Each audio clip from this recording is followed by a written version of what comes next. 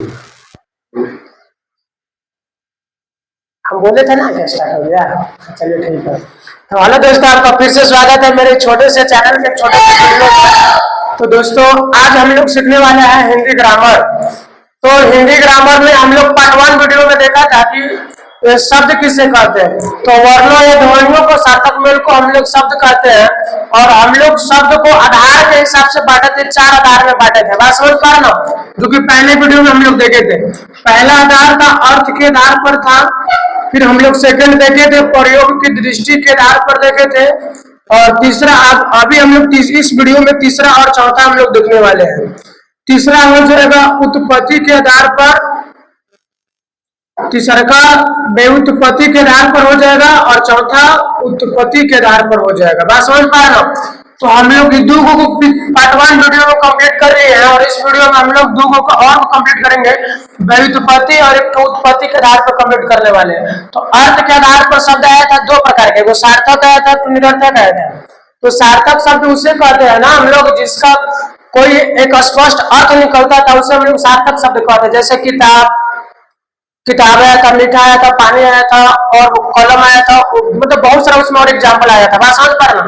और इसी में आया था निरर्थक शब्द। निरर्थक शब्द उसे कहते हैं जिसका कोई स्पष्ट अर्थ ना निकले, उसे हम लोग निरर्थक शब्द कहते हैं। बात समझ पा रहे हैं।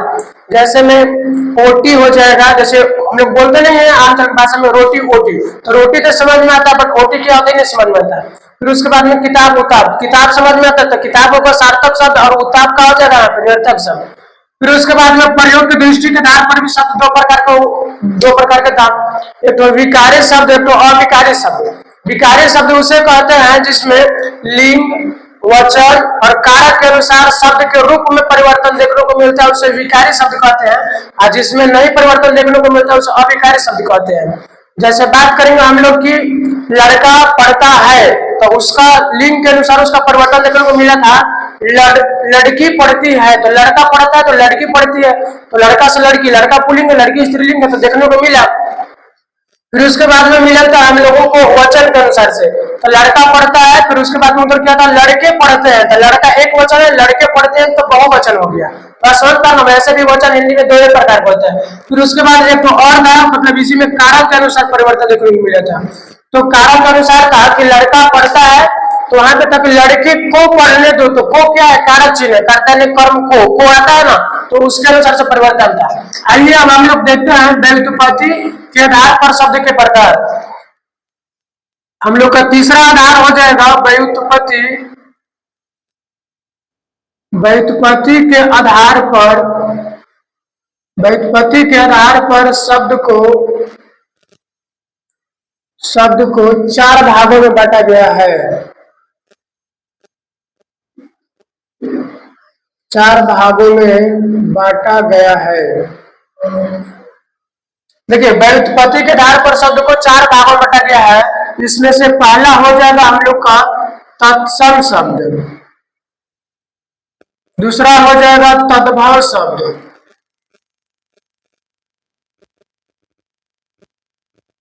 और तीसरा हो जाएगा देशज शब्द,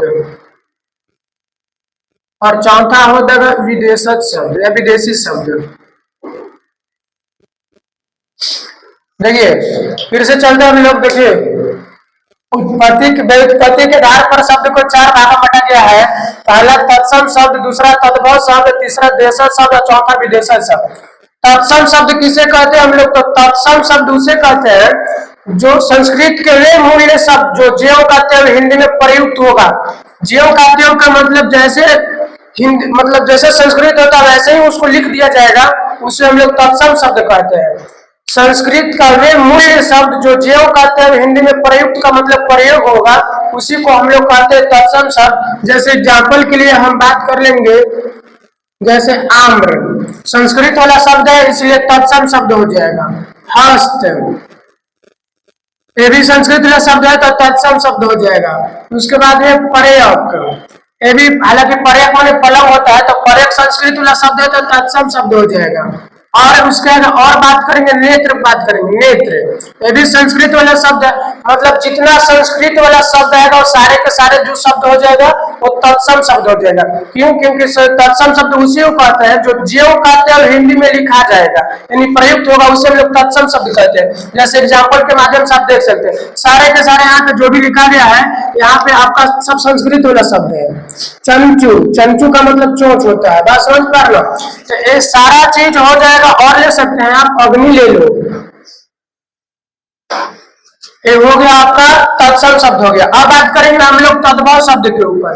तद्भव शब्द किसे कहते हैं?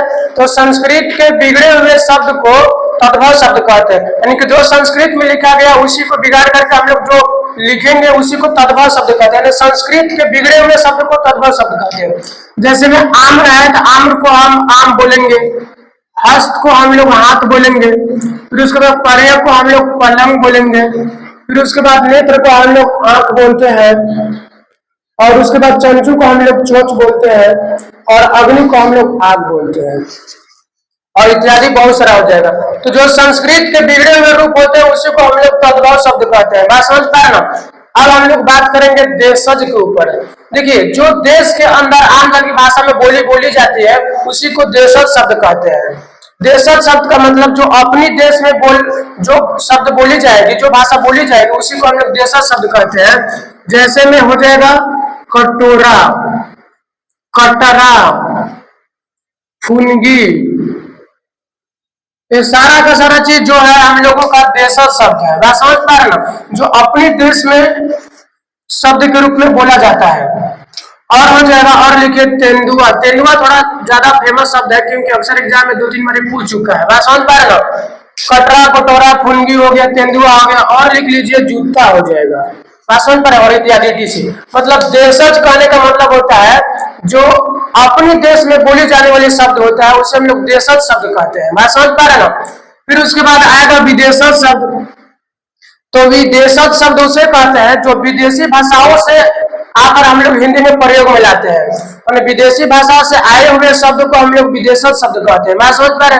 और विदेशज शब्द का जैसे हो जाएगा, जैसे विदेशज शब्द कहने का मतलब है कि इंग्लिश बोले तो अंग्रेजी विदेशी शब्द है, फारसी विदेशी शब्द है, जर्मनी क्या बोलते हैं विदेशी शब्द है। तो ये सारा चीज हम लोग का विदेशी शब्द होता है। बात समझ पा रहे ना? जैसे बात करेंगे हॉस्पिटल,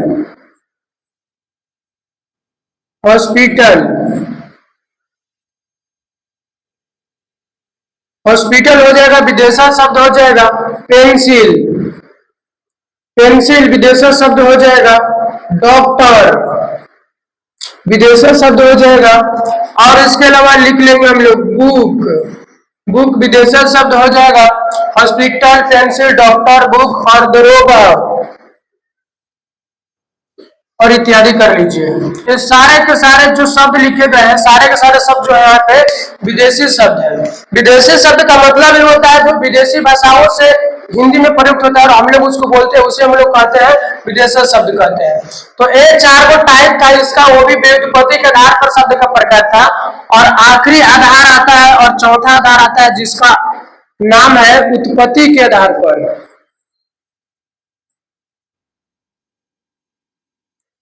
उत्पत्ति के आधार पर शब्द को, उत्पत्ति के आधार पर शब्द को 3 भागों में बांटा गया है। 3 भागों में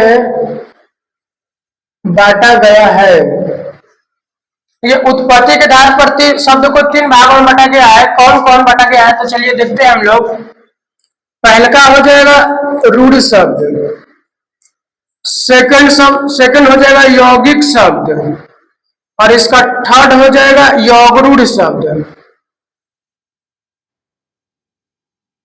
यौगरूढ़ शब्द देखिए, उत्पत्ति के आधार पर शब्द 3 प्रकार का होगा, रूढ़ शब्द, यौगिक शब्द और यौगरूढ़ शब्द। अब रूढ़ शब्द किसे कहते हैं तो देखिए, वैसा शब्द जिसको खंड करने पे प्रत्येक जो वर्ण होगा उसका कोई मतलब अर्थ नहीं निकलेगा। रूढ़ शब्द उसे कहते हैं जिसको खंड करने पे उसका जो प्रत्येक जो खंड होगा वो सार्थक नहीं होगा। सार्थक कहने का मतलब उसका अलग अलग कोई अर्थ नहीं निकलता है। बात समझ पा रहे हो? जैसे अगर हम इसका एग्जाम्पल की बात करें तो राजा लिख दिए हम, तो राजा लिख दिए तो इसका प्रत्येक खंड को क्या करके तोड़ दीजिए, और तोड़ने के बाद क्या अर्थ निकलता है इसका? कुछ भी तो नहीं निकलेगा। देखिएगा रा प्लस जा, तो जो रा प्लस जो जा हो गया राजा का, तो रा का मतलब भी कुछ कुछ नहीं निकलता और जा का मतलब भी कुछ नहीं होता। बात समझ पा रहे ना। फिर उसी प्रकार से और आगे बात करेंगे कान। तो कान को हम लोग लिख सकते हैं का प्लस का न कान। तो का भी मतलब कुछ यहाँ पे नहीं निकलने वाला है और न का भी मतलब कुछ नहीं निकलने वाला है। तो जिस शब्द से उसको जिस शब्द को खंड करने पे उसका कोई सार्थक अर्थ ना निकले उसे हम लोग रूढ़ शब्द कहते हैं। और बात कर लेंगे और आगे नाक। तो नाक को हम लोग लिख सकते हैं ना प्लस का क। तो नाक का भी कुछ अर्थ नहीं निकलता और क का भी मतलब कुछ यहाँ पे अर्थ नहीं निकलता है। बात समझ पा रहे हो। अब बात करेंगे यौगिक के बारे में। यौगिक शब्द किसे कहते हैं। तो देखिए जब दो या दो से अधिक शब्द मिल करके जब दो या दो से अधिक शब्द मिलेगा और एक नए शब्द का निर्माण करेगा जिसका प्रत्येक खंड क्या होगा सार्थक होगा। मतलब यौगिक शब्द में अगर आप उसको तोड़िएगा तो उसका प्रत्येक खंड का जो अर्थ होगा ना अलग अलग निकलेगा। बात समझ पा रहे ना। तो देखिए इसमें आप लिख सकते हैं डाक घर। तो जैसे डाक घर है तो इसको अगर आप तोड़िएगा डाकघर को तो डाक प्लस का घर। तो डाक भी समझ में आता है एक शब्द हो गया, घर भी एक समझ में आता है। बात समझ पा रहे हो। तो इसमें यही होता है कि दो या दो से अधिक इसमें जो शब्द मिल के मतलब शब्दों का मेल होगा और उसका प्रत्येक खंड का होगा तो प्रत्येक खंड उसका सार्थक होगा। तो देखिए डाक और घर निकलता है। और आगे कर सकते हैं आप लोग विद्यालय। विद्यालय तो विद्या प्लस आलय। देखिए विद्या प्लस आलय। विद्यालय का देखिए प्रत्येक खंड कैसे सार्थक हो गया विद्या प्लस आलय। तो विद्या का मतलब होता है जो शिक्षा हम लोग ग्रहण करते हैं। आलय का मतलब आना। तो दोनों का अलग अलग निकल रहा है ना। बात समझ पा रहे ना। और आगे बात करिएगा दूध वाला। दूध वाला तो जो दूध वाला हो गया तो दूध अलग हो गया तो दूध एक अलग शब्द है, वाला एक अलग शब्द है। क्यों? क्योंकि वाला का मतलब होता है जो व्यक्ति दूध बेचता है उसको हम लोग दूध वाला बोलते हैं। मैं समझ पा रहा हूँ। तो ए हो गया यौगिक शब्द। फिर से चलते हैं यौगिक शब्द। यौगिक शब्द हम लोग उसे कहेंगे जिस जो दो या दो से अधिक पदों से मिलकर शब्दों से मिलकर बना होगा उसका प्रत्येक खंड सार्थक होगा उसे हम लोग यौगिक शब्द कहते हैं। रूढ़ शब्द का प्रत्येक खंड सार्थक नहीं होगा उसका अर्थ नहीं निकलेगा बट इसका अर्थ निकलेगा। लेकिन उसके और आगे चलेंगे और तीसरा और आखिरी हम लोगों का है जिसको यौगरूढ़ शब्द कहते हैं। तो इसमें यही होता है कि इसका अर्थ भी निकलेगा लेकिन इसमें विशेष अर्थ निकलेगा। बात समझ पा रहे ना। तो यौगरूढ़ शब्द उसे कहते हैं जो अपना समान या साधारण अर्थ को छोड़ के विशेष अर्थ को ग्रहण करता है उसे हम लोग यौगरूढ़ शब्द कहते हैं। बात समझ पा रहे ना। चलिए फिर से करते हैं इसको हम लोग। यौगरूढ़ शब्द उसे कहते हैं जो समान या साधारण अर्थ को छोड़कर विशेष अर्थ ग्रहण करता है उसे हम लोग यौगरूढ़ शब्द कहते हैं। जैसे अगर इसका बात किया जाए एग्जाम्पल के लिए तो दशानन। तो देखिए जो यहाँ पे दशानन लिखा गया है तो दस है आनंद। आनंद मतलब मुंडी होता है, मुड़ी होता है। तो दस है मुंडी जिसका अर्थात राक्षस बोले तो रावण हो जाएगा। बात समझ पा रहे ना। फिर उसी प्रकार से और आगे चलेंगे पंकज। तो देखिए पंकज को अगर हम लोग करेंगे तो पंक मैंने कीचड़ होता है, अज का मतलब कमल होता है। तो कीचड़ में खिलने वाला हालांकि फूल भी बोल सकते हैं जिसको हम लोग कमल बोलते हैं। बात समझ पा रहे ना। और आगे बात करेंगे श्वेतांबर। श्वेतांबर हो गया। फिर उसके बाद और हो जाएगा लंबोदर। श्वेतांबर का मतलब होता है श्वेत माने सफेद या उजला होता है, अंबर माने कपड़ा था। तो श्वेत है अंबर जिसका अर्थात हम लोग उसको सरस्वती माता बोलते हैं। बात समझ पा रहे ना। उसके बाद है लंबोदर। लंबा है उदर जिसका, उदर माने पेट होता है। तो लंबा है उदर जिसका उसको किसको बोलते हैं तो गणेश भगवान को बोलते हैं। बात समझ पा रहे ना। तो ये रहा हम लोग का यौगरूढ़ शब्द। यौगरूढ़ शब्द का मतलब होता है कि जो अपना समान या साधारण अर्थ को छोड़ के विशेष अर्थ को ग्रहण करता है उसे हम लोग यौगरूढ़ शब्द कहते हैं। और हम लोग शब्द इस तरह हम लोग का शब्द खत्म हो गया। चलिए एक बार हम लोग फिर से रिकॉर्ड कर देते हैं शुरू से। लेकिन शब्द किसे कहते हैं? वर्णों या ध्वनियों का सार्थक मेल को हम लोग शब्द कहते हैं। बात समझ पा रहे हो। शब्द को भागों में नहीं बल्कि आधार के हिसाब से बांटा गया है। शब्द को चार आधार में बांटा गया है। पहला अर्थ के आधार पर, दूसरा प्रयोग की दृष्टि के आधार पर, तीसरा का व्युत्पत्ति के आधार पर और चौथा उत्पत्ति के आधार पर बांटा गया। बात समझ पा रहे हैं। अर्थ के आधार पर शब्द दो प्रकार का होता है, सार्थक शब्द, निरर्थक शब्द। सार्थक का मतलब सही अर्थ निकलेगा, निरर्थक का मतलब कोई अर्थ ना निकलेगा।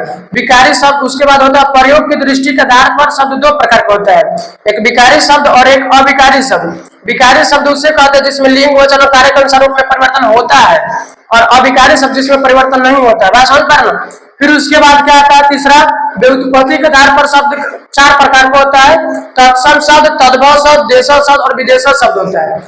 तत्सम शब्द संस्कृत का वे मूल्य शब्द जो जीव कर्तव्य हिंदी में प्रयुक्त होगा, मतलब लिखा जाएगा, उसे हम लोग तत्सम शब्द कहते हैं। जैसे आम, हस्त्र, पर्यक वगैरह ये सब सारा चीज लिखा गया है। फिर उसके बाद में तद्भव शब्द, तद्भव किसको बोलिएगा? संस्कृत के बिगड़े हुए रूप को हम लोग तद्भव शब्द कहते हैं। जैसे हाथ, आम, पलव, ये सारा चीज हो जाएगा तद्भव। देशज का मतलब होता है अपने देश में बोले जाने वाले शब्द को क्या कहते हैं? हम लोग देशज कहते हैं। जैसे में देखिए तेंदुआ लिखल है, कटरा लिखल है, कपड़ा लिखल है, फुनगी लिखल है, बस समझ पा रहे हैं। फिर उसके बाद में देशज शब्द, विदेशज शब्द है। विदेशज शब्द का मतलब होता है जो विदेशी भाषाओं से अपने देश में बोले जाने वाले शब्द को हम लोग विदेशज शब्द कहते हैं। जैसे डॉक्टर, हॉस्पिटल, पेंसिल, दरोगा वगैरह सारा चीज हो जाएगा, बस समझ पा रहे हैं। फिर उसके बाद में आया है उत्पत्ति के आधार पर शब्द का भेद। उत्पत्ति के आधार पर शब्द तीन प्रकार का होता है, रूढ़ शब्द, यौगिक शब्द और अरूढ़ शब्द। रूढ़ शब्द का मतलब होगा जिसका प्रत्येक खंड सार्थक नहीं होगा, उसको तोड़िएगा तो उसका अर्थ नहीं निकलेगा। जैसे में राजा है, रा प्लस का रा का मतलब कुछ नहीं निकलता, जा का मतलब कुछ नहीं निकलता, बात समझ पा रहे ना? कान है, कान का भी वही सिस्टम है। फिर उसके बाद में यौगिक शब्द है। यौगिक शब्द किससे कहिएगा? जिसमें दो या दो से अधिक शब्दों का मेल होगा या पदों का मेल होगा और उसका प्रत्येक खंड सार्थक होगा, मतलब उसका कुछ न कुछ अर्थ निकलेगा। जैसे में डाक घर था, डाक एक अलग शब्द इसका समझ में आता है, घर एक अलग शब्द है। विद्यालय, तो विद्या भी एक अलग शब्द है, आलय भी एक अलग शब्द है, जिसका मतलब होता है शिक्षा ग्रहण के लिए आना होता है, बात समझ पा रहे ना? फिर उसके बाद आएगा यौगरूढ़ शब्द हो जाएगा। यौगरूढ़ शब्द का मतलब होता है जो अपने समान या साधारण अर्थ को छोड़ करके एक विशेष अर्थ को ग्रहण करता है, उसे हम लोग यौगरूढ़ शब्द कहते हैं। जैसे में दशानन, तो दस है आनंद जिसका, अर्थात कौन हो जाएगा? तो रावण हो जाएगा, बात समझ पा रहे ना? फिर उसके बाद में पंकज, और ये सारा चीज हो जाएगा। चलिए अब हम लोग मिलते हैं अगली वीडियो में।